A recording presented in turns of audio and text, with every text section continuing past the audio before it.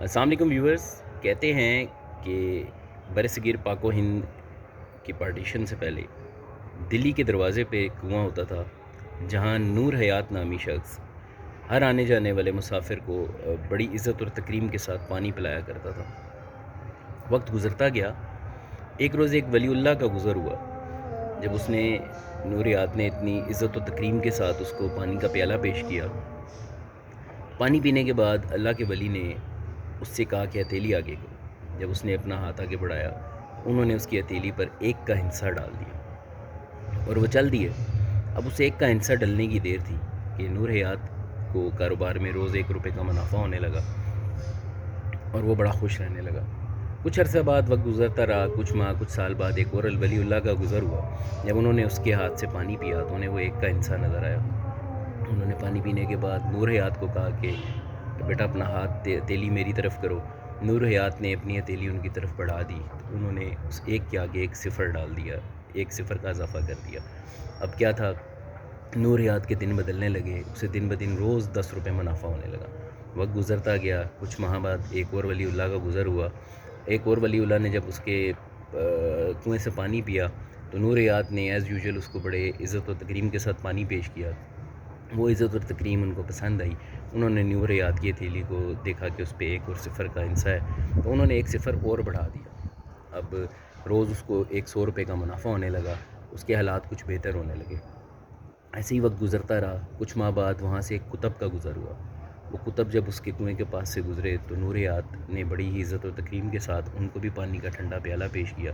پانی کا ٹھنڈا پیالہ پینے کے بعد کتب کو جب دل کو راحت پیش آئی، دل کو راحت اور سکون ملا، تو انہوں نے نور حیات سے کہا کہ بچہ اپنا ہتھیلی میرے سامنے کر دو.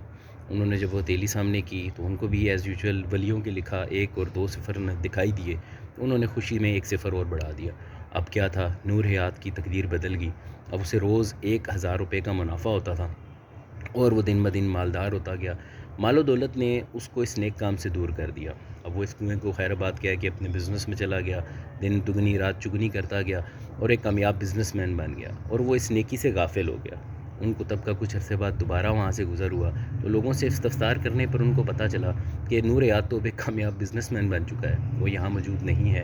اب وہ اپنے بزنس کو دیکھتا ہے تو اس لیے یہاں کنویں سے جس کو پانی پینا ہوتا ہے وہ خود ہی نکال کے پی لیتا ہے. ان کتب نے نور حیات کا رستہ پوچھا، ایڈریس پوچھا. نور حیات کے گھر پہنچے تو دیکھا ایک عالیشان گھر تعمیر تھا، دولت کی ریل پیل تھی.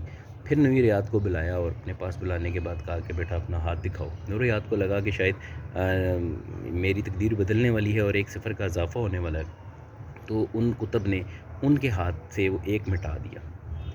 اب جب وہ 1 مٹنے کی دیر تھی تو پیچھے کے جو رہ گئے صفر، ان کا تو کوئی لینا دینا ہی نہیں تھا. صفروں کی بھلا کیا قیمت ہوتی ہے. نور حیات کے دن برے ہو گئے. سارا بزنس سے چھنتا گیا اور وہ بڑا پریشان ہو گیا، یہاں تک کہ وہ دوبارہ غریب ہو گیا.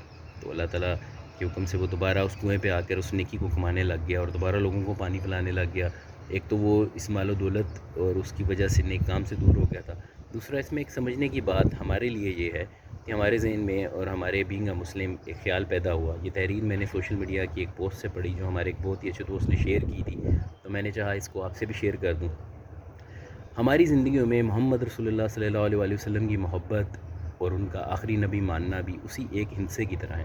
ہمارے حج، نماز، روزہ، زکوٰۃ، توحید، اگر یہ تمام چیزیں ہم محبت رسول اللہ صلی اللہ علیہ وسلم گنوا دیں تو وہ ایک ہندسہ ختم ہو جانے کے بعد صفر رہ جاتی ہیں. شاید ہماری نمازیں، ہمارے نیک اعمال ہمارے منہ پہ دے مارے جائیں کہ اگر ہمارے دلوں میں رسول اللہ صلی اللہ علیہ وسلم کی محبت، ان سے پیار اور ناموس رسالت کی دفاع کے لیے اگر کوئی ہمارے دل میں جگہ نہیں ہے تو پھر ہماری زندگی میں ہمارے اعمال بھی صفر ہیں. تو ایک بہت اچھی پوسٹ آپ لوگوں سے میں نے کہا آج شیئر کر دوں. بہت شکریہ.